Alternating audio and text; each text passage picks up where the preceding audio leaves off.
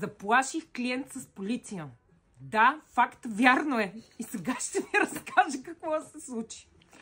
Миналата седмица, точно покрай 8 март, когато ни беше най-голямата лудница, телефонът в продължение на 4 часа не спря да звъни.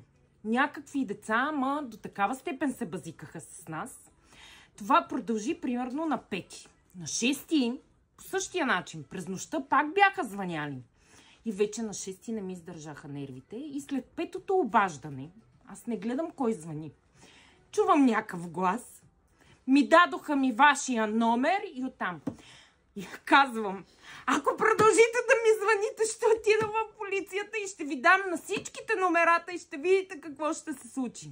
И най-вероятно в този момент е била въпросната клиентка, на която официално мога да се извина, но повярвайте ми, хич не е приятно да ти звъннат в рамките на 24 часа. Сигурно около 100 пъти. Само през нощта бяха звъняли около 30.